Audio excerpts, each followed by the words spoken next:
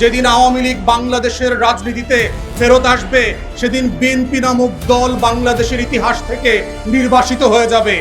অতএব এইটা আপনাদের চয়েস, আপনারা ইতিহাসের কোন জায়গায় দাঁড়াবেন এবং কি সিদ্ধান্ত নেবেন। জুলাই গণঅভ্যুত্থানে আমাদের তিনটা আকাঙ্ক্ষা নিয়ে বাংলাদেশে একটা নতুন অভিযাত্রা শুরু হয়েছিল।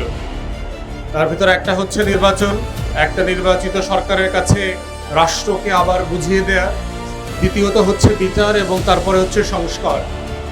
আমরা দেখেছি গত গণঅভ্যুত্থান পরবর্তী 1.5 বছরে বর্তমান ক্ষমতাসীন সরকারি দল নির্বাচনের জন্য কতটুকু উদ্গ্রীব ছিলেন, ঠিক ততটুকুই তাদেরকে দেখেছি খুবই কম আগ্রহের ব্যাপার বিচার এবং সংস্কারের ব্যাপারে। এবং দুঃখজনক হলেও সত্য, আজকে এই সরকারি দলের 5 মাস পূর্ণ হয়ে যাওয়ার পরেও বিচার এবং সংস্কার ব্যাপারে তাদের যে আগ্রহের ঘাটতি সেটা আরও বেশি পরিষ্কার হয়ে যাচ্ছে।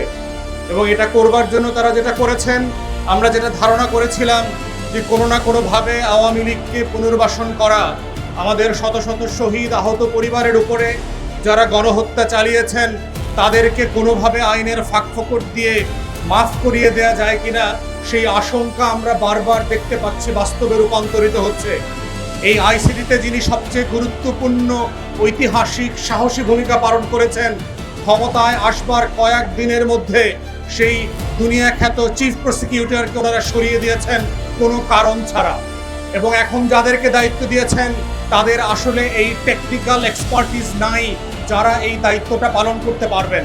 তাই আমরা সরকারকে আহ্বান করছি, যদি আপনারা নিজেদেরকে জুলাইয়ের পক্ষের শক্তি মনে করেন, যদি আপনারা মনে করেন গণ অভ্যুত্থানের বিচার এবং সংস্কারের ওয়াদা থেকে আপনারা সরে আসেন নাই, যদি আপনারা এখনো বিশ্বাস করেন যে আপনাদেরকে আমরাও বিশ্বাস করতে চাই যে আপনারা জুলাই সনদ বাস্তবায়ন করবেন এবং গণভোটের গণরায় বাস্তবায়ন করবেন, তাহলে অবশ্যই অবিলম্বে আওয়ামী লীগের নেতাকর্মী যারা ফৌজদারি অপরাধের সাথে জড়িত, প্রশাসনের যারা বিভিন্ন জায়গায় আইন শৃঙ্খলা বাহিনীর সদস্য, বিভিন্ন ফোর্সের যারা গণহত্যা এবং মানবতা বিরোধী অপরাধের সাথে জড়িত, তাদেরকে বিচারের মুখোমুখি করেন অবিলম্বে।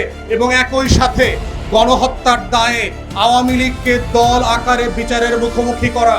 কিন্তু একইভাবে এটাও আমরা আশঙ্কা করছি, বিচারের নামে আদালতের ঘাড়ে বন্দুক রেখে আপনারা আবার আওয়ামী লীগকে রাজনীতিতে ফেরত আনবেন কিনা।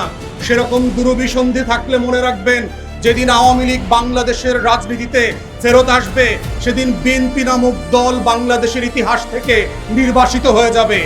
অতএব এইটা আপনাদের চয়েস, আপনারা ইতিহাসের কোন জায়গায় দাঁড়াবেন এবং কি সিদ্ধান্ত নেবেন। তাই আজকে আইসিটিকে এবং সরকারকে আমরা আহ্বান করছি, গণ অভ্যুত্থানের ইতিহাসকে ছোট করে, হেয় করে, বিচার প্রক্রিয়াকে খাটো করে আওয়ামী লীগ এবং তার জোটের নেতা কর্মীদেরকে ব্যাকডোর দিয়ে ক্ষমা করে দেওয়ার কোনো ষড়যন্ত্র করলে জুলাই যেভাবে ফিরে এসে সেটার জবাব দিয়েছিল, আগামী দিনে বাংলাদেশের মুক্তিকামী মানুষ একইভাবে আপনাদেরকে রাস্তায়, রাস্তার বাইরে এবং ভোটের তালিকার মধ্য দিয়ে আপনাদের সেই জবাব দিবে। অতএব সময় থাকতে সাবধান হন এবং সঠিক সিদ্ধান্ত নেন। এই আহ্বান রেখে আমার বক্তব্য এখানেই শেষ করছি।